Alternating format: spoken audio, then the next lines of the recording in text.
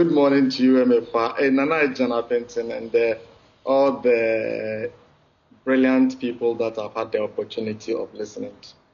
But please permit me to, it's been a difficult morning because I've just been informed that our coordinator in the northern region, Omar Mukhtar, who coordinates our peace building effort, has just died this morning. Oh, no. So, please permit me a second to commiserate with the family, and we hope that the Lord accepts his soul in heaven.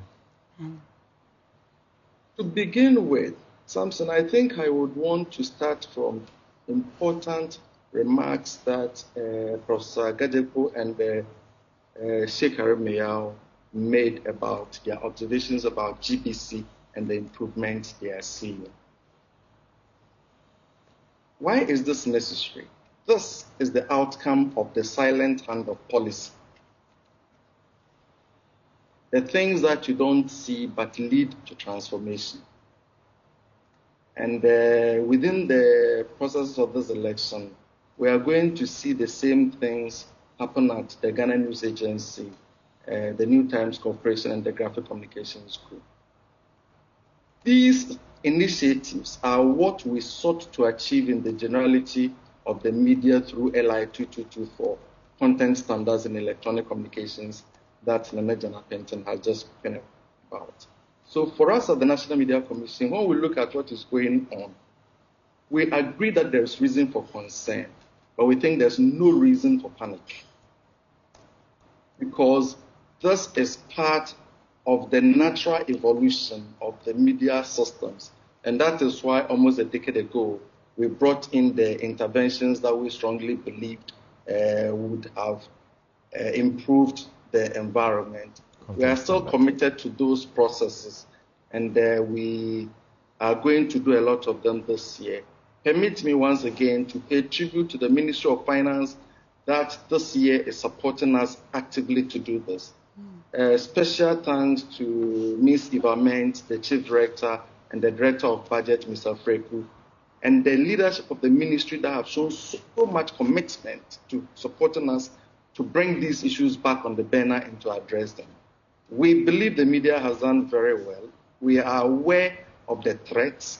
We do not feel overwhelmed by them because we know they are part of the natural evolution of the media, and all of us need to just keep our pulse down to address them.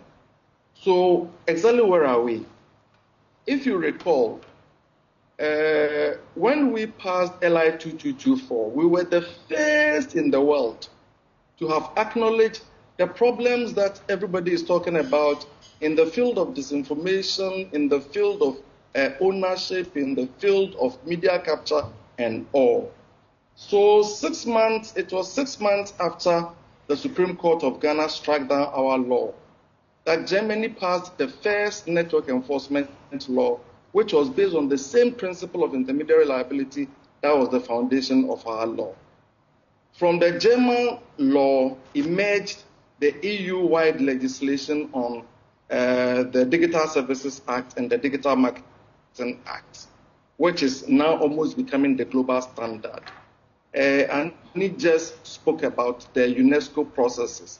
Anybody who followed the UNESCO Internet for Trust meeting, which is perhaps the biggest meeting within the multilateral forum, and as you imply, I'm very active in the UNESCO processes, currently sitting on the bureau of the IPDC, which is the International Program for the Development of Communications, and perhaps almost all the major UN groups that work on these issues. So we understand what the situation is, and we do not feel overwhelmed. As we speak now, what are the big problems? Nana, Audrey, almost everybody has explained it. First, we've talked about media capture, we've talked about the political manipulations, we've talked about all those issues. What is the foundation of that? The foundation of that is that by policy, when we speak of media freedom, there are two elements that we need to address. Freedom from what and freedom for what. In the case of Ghana, we seem to have adequately addressed the question of freedom from what? What was left was for freedom for what? So those who obtained media channels, what had happened? We had used that freedom to protect the interests of media owners. We have used that to protect the interests of political actors.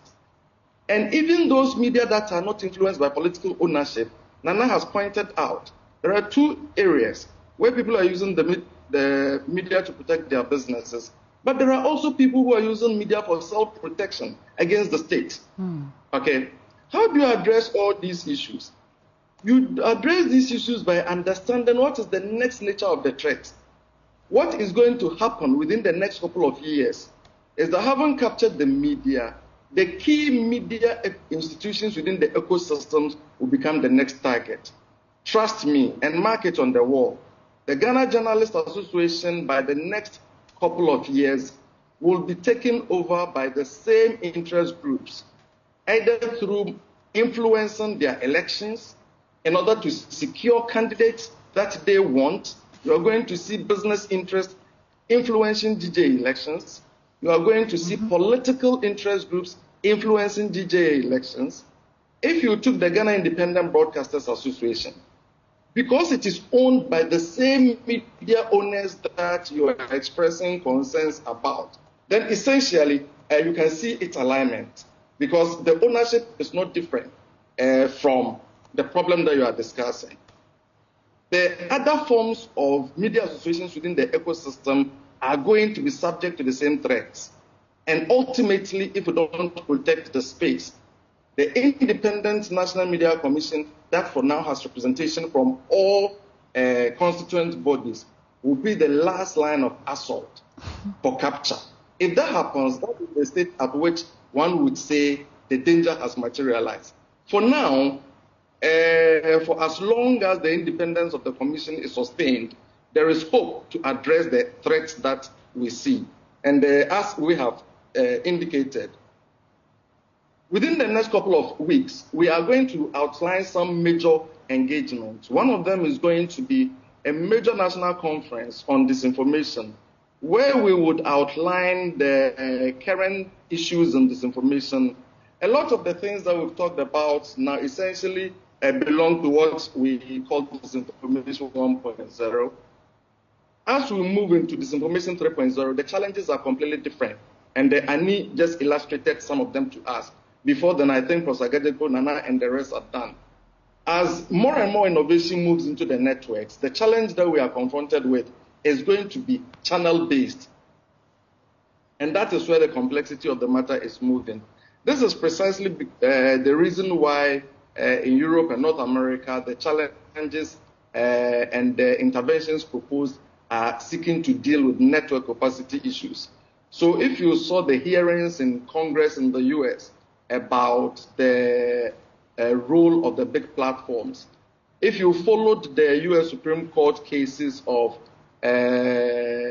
Google and Tamni and the rest, the two seminal cases that the Supreme Court just decided, they are all addressing this bigger problem that in the case of Africa hasn't come up for discussions at all, but which is the biggest threat that we face in the next coming election because of the international malign actors.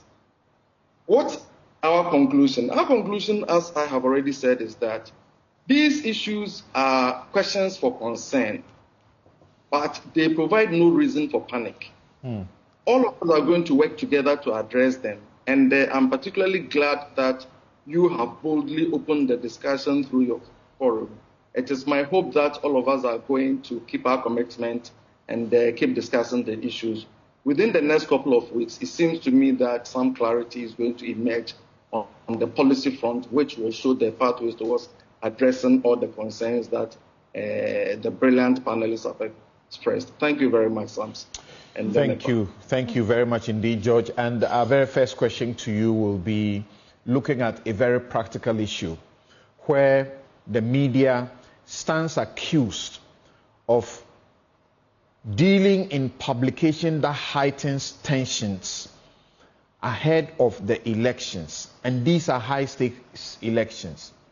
That former President Mahama meets a group of people and tells them that the EC is recruiting returning officers, and that the EC is doing so by seeking the support of ministers and DCEs to bring them people, party apparatchiks, to be recruited as returning officers. The media reports without a search about the fact that this was publicly advertised and that this is almost unthinkable that the EC will be able to do anything like that. How do you stem the tide ahead of the elections? It is about the standards that Nana just spoke about. It is about the fact-checking that Annie just spoke about. It is about the ethics and responsibility that Audrey spoke about. It is about the moral commitment that the media make to the elections that Sheikh talked about. It is about the public mobilization that Bishop talked about. It is all the ideas that we have shared here, Samson. In short, it is just a simple commitment to professionalism. And professionalism is enforced by regulatory rules. That is where the weakness has been. Nana has spoken about it. Two things are going to happen. Number one is that we are going to support the independent professional journalists who are doing work like yourselves and your media house, teams like City Group, GBC that everybody has commended now. But all of us also need to reach consensus about what to do with the errant friend that is committed to throwing the society into chaos. It seems to me we've gotten to that point where people will have to be made accountable for their actions. So obviously we should not be sort of become the conveyor belt for this kind of news or commentary from the key stakeholders unless they give us evidence to show that in fact the EC is recruiting party people from the NPP to be returning officers. But the question is the media actually taking that responsibility and putting them to strict proof to give us the facts about the things that they say is also the key question. Like even when you don't have the evidence, and that doesn't mean you don't report it. The point is, when you become aware that some falsehood has been put out, your responsibility is to point out that this thing that others have published is false. You see the point? So it's not just so that you should publish, regardless that it will heighten tensions, regardless that it is something that you can easily rubbish. Yes. And say this is not possible. Yes, you have to. That is exactly what our role should be. So there are two things. Let us say this information comes out. It is so obvious that it cannot be done. But for the purposes of post-truth that I spoke about, they amplify it, they make it look almost real, including sometimes putting it on letterheads that look genuine and all the rest of it. So our reporters must report that this false information is making the rounds. And it is false. And false because there's no evidence. It's still. But if we say that, well, we didn't put it out, and therefore it's not our issue, we are therefore contributing to the thing making the rounds and eventually taking over. Okay, let me find out from George though. George, if you're still with us, I'm surprised you're saying that it's not an overwhelming situation in spite of all the fears that have been expressed. Also the fact that the NMC is not actually putting the media on its toes as it ought to. Really, I'm sure you've heard it several times that the NMC is more like a toothless bulldog in this situation. And really, going into those crucial elections, we are wondering, NMC, what really will happen? What will you do differently? Okay, thank you very much, Amifa. But just before then, if you give me a quick minute to comment on the interaction between Samson and Nana, which I think is very important. I think our responsibility is not about whether we report or we don't report. It is about discovering the truth, as Nana has said. In the post-truth period, our responsibility is first to examine the claim and what is behind the claim. Nana had earlier said it is not only about the event, what has gone on before and what is likely to follow. And in order to say, this person has said A, B, C, D, the facts on the ground do not sustain the claim. There is no evidence for the claim, and therefore we consider what he has said not sustainable. Therefore, you don't publish at all? I think that you have a responsibility to publish, but within that publication is the context of the lie that the person has said. If you have evidence that what the person has said is a lie, you understand? And it adds to the inoculation that Annie just spoke to us about.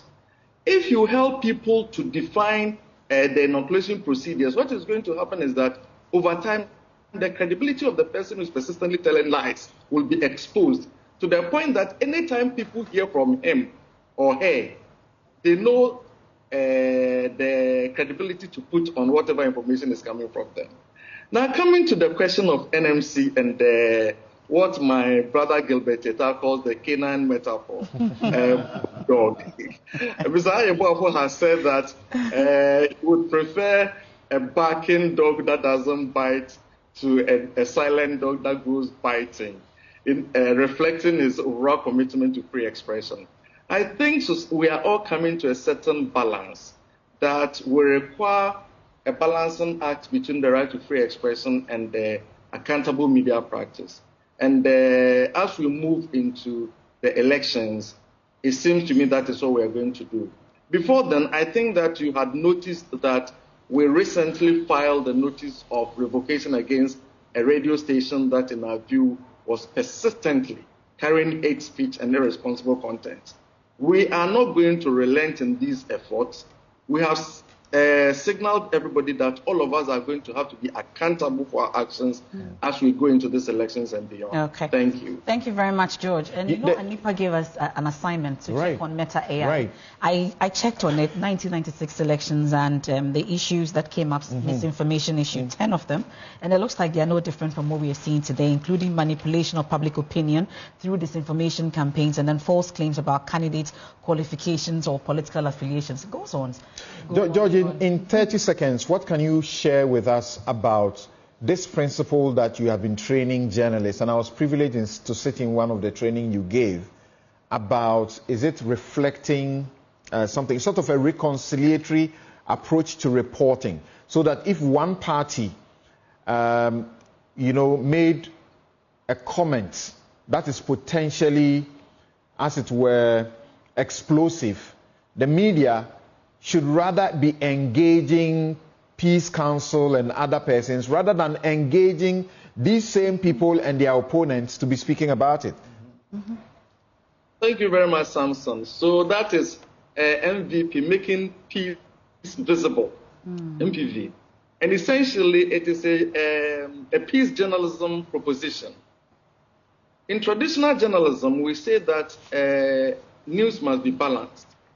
And so anytime there is an issue, you seek two sides to the conflict. In peace journalism, or let me give an illustration, so that if the matter is between MPP and NDC, the two sides are the MPP and NDC.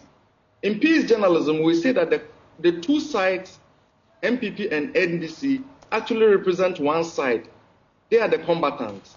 On the other side are the peacemakers and the general society who are affected by the conflicts that they are pervading. Therefore, when we give both the two of them opportunity to state their case, we also need to give opportunity to the peace builders and the generality of society also to express their concern about what the two sides are doing, which is a more comprehensive approach to journalism and the search for peace. It is our hope that if journalists accepted this proposition, we are going to hear more from the National Peace Council, National Commission for Civic Education, civil society, and thought leaders in the country. We just heard Jonah, so that we can have a comprehensive conversation about the election. Thank you so very much. And we want to say